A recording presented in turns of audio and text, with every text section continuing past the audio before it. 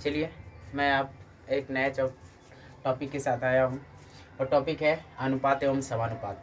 चलिए आज अनुपात एवं समानुपात पे बात करेंगे। चलिए अनुपात किसे कहते हैं और समानुपात किसे कहते हैं, जैसे देखेंगे आपको मैं बता रहा हूँ। जैसे आप लिखा हुआ देख पा रहे हैं ए रेशियो बी, इसको रेशियो बोलते हैं, इस चीज़ को प्रोपोर्शन बोलते हैं, यानी बी रेशियो सी हमने लिखा है इस चीज़ को। यहाँ पर सी रेशियो डी भी लिखा जा सकता था।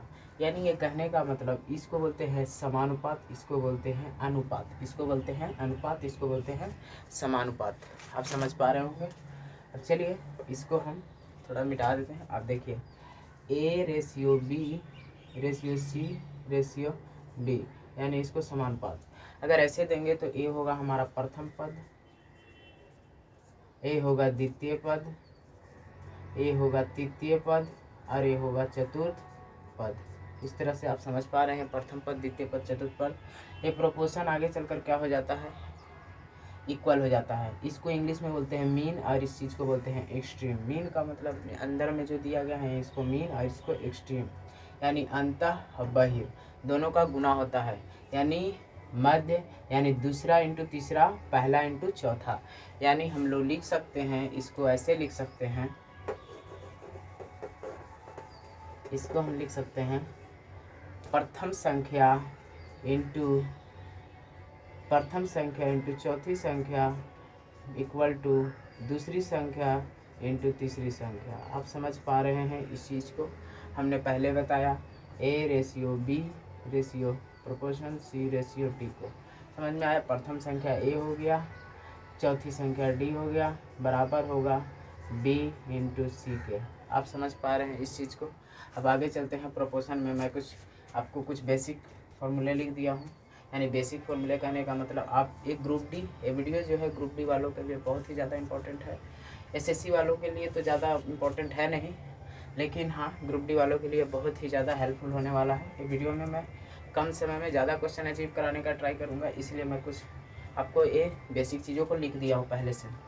अब देखेंगे जब A ratio B proportion B ratio C अगर इस तरह से रहे तो आप प्रथम पद को लिख सकते हैं बी स्क्वायर बाई सी। इस तरह से फॉर्मूला अपने आप से बना सकते हैं। मध्य अनुपात अगर बोले तो ए अंडर रूट मध्य यानी बी, मध्य में बी है तो यानी बी अंडर रूट ए सी, हमने बताया था एक्सट्रीम। फिर तृतीय समानुपात यानी सी, तृतीय समानुपात अगर सी हो तो बी स्क्वायर हो जाएगा और ए हो जाएगा। समझ में आएगा। यदि चलिए बी नंबर में यदि ए बी सी अगर इसे रेशियो में दिया रहे तो आप कैसे करेंगे, वर्गानुपात को ए स्क्वायर अनुपात बी स्क्वायर अनुपात सी स्क्वायर कर देंगे। वर्गानुपात यानी वर्गमूलानुपात कहने का मतलब होता है वर्ग निकालते, तो अंडर रूट रेशियो में ए बी सी। वर्ग घनानुपात यानी घन निकालना, घनमूल A cube B cube C cube हो जाएगा रेशियो में। घनानुपात यानी आपको इस शॉर्ट्स एंड इंडिसेस में भी हमने पढ़ाया है, यानी ए का पावर क्या हो जाएगा 1/3 अगर अंदर में रहता है तो। अगर ये अंदर में रहता है कहने का मतलब √3 अंदर है तो ये 3 का पावर में 1/3 होता है। जैसे √4 का वैल्यू क्या लिखते हैं, 4 का माथे में 1/2, तब तो हम लोग लिखते हैं 2, क्योंकि 2 का स्क्वायर हो जाता है और ऊपर में 1/2, 2 से 2 कटता है तो 2 का पावर 1 इक्वल टू क्या होता है 2। इस तरह से आप मैं शॉर्ट्स एंड इंडिसेस में पढ़ाया हूँ। आप मेरा प्लेलिस्ट में बहुत सारा वीडियो अपलोड है, आप उसे जाकर प्लेलिस्ट में सारे वीडियो को देख सकते हैं। चलिए 9 और 16 का मध्य अनुपात पूछ रहा है। 9 और 16 का मध्य अनुपात क्या होगा, आपको बताया गया है मध्य अनुपात का फॉर्मूला अंडर रूट ए सी। ये है ये सी है, क्योंकि मध्य अनुपात कब बोला है, बी जब इक्वल होगा। तो आप निकाल सकते हैं इस फॉर्मूले से ए सी, यानी ये 9 × 16 अंडर रूट करेंगे 16 × 44 से 144 डिवाइडेड आ जाएगा क्या 12। 112 का अंडर रूट निकालने जानते होंगे आप, यानी रूट निकालिएगा 144 का, वर्गमूल निकालिएगा तो 12 हो जाएगा। वैसे ही 4 और 6 का तृतीय समानुपात आपको तृतीय समानुपात का भी फॉर्मूला हमने दिया है बी स्क्वायर बाई ए यानी बीच वाला। तो बी ए ही है, बी है, तो 6 × 36, 36 को 4 से भागा देंगे तो आ जाएगा 9। आपको थोड़ा सा बोरिंग लग रहा होगा, लेकिन मैं छोटे से बेसिक से क्वेश्चन को बहुत ही ऊंचे लेवल तक ले जाने का प्रयास करता हूं। आप वीडियो को पूरा देखेंगे। चलिए आप इसको लिख लेंगे, मैं आगे और क्वेश्चन लिखता हूं, आप इस बेसिक फॉर्मूले को लिख लीजिए।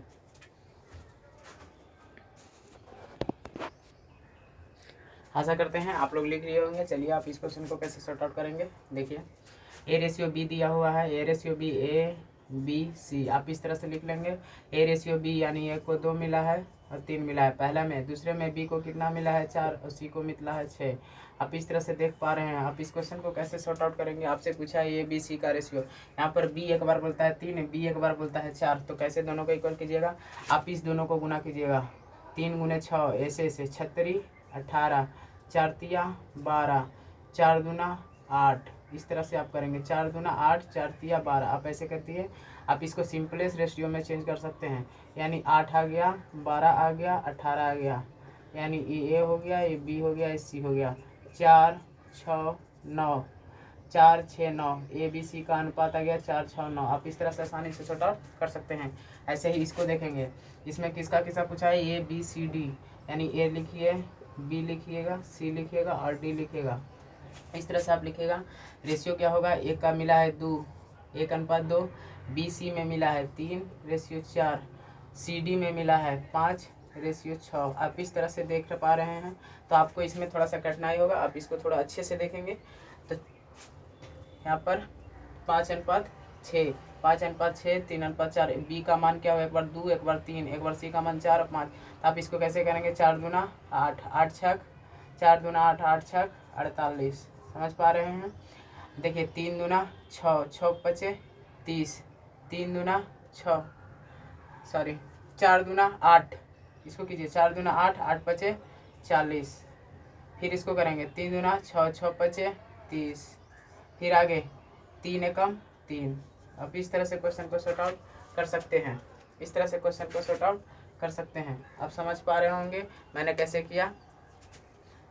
3 दूना 6, 3 पचे 15, सॉरी 3 पचे 15 और 15 एकम 15, ऐसे होगा। आप इस क्वेश्चन को सॉर्ट आउट कर पा रहे हैं। इस तरह से आपका ए बी सी डी का रेशियो आ गया। कैसे किए फिर से देख लेंगे। 4 दूना 8, 8 छक 48 पहले किए हमने, यानी 4 गुना 2 गुना 6 हो गया। इसको निकालने के लिए क्या किया, 4 दूना 8, 8 पचे 40, यानी 2 गुना 4 गुना 2 चौके 8 पचे 40। फिर हमने किया 3 दूना 6 पचे 30, 2 गुना 3 गुना 5 हमने किया।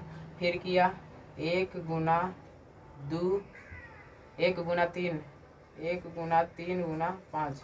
हमने इस तरह से करके इस रेशियो को निकाला है। 1 गुना 3 गुना 5, 2 गुना 3 गुना 5, 2 गुना 4 गुना 5, 4 गुना 8 गुना 6। इस तरह से आप आसानी से सॉर्ट आउट कर पा रहे हैं। रेशियो आपको मिल गया 15, 30, 40 और 48, यानी ए हो गया, ये बी हो गया, ये सी हो गया, डी हो गया। आप इस तरह से क्वेश्चन को आसानी से सॉर्ट आउट कर पा रहे होंगे।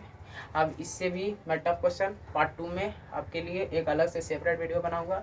आप इस वीडियो को अच्छे से देखेंगे और पॉज करके बार बार देखने का प्रयास करेंगे। इस तरह के रेशियो ग्रुप डी में पूछे जाते हैं।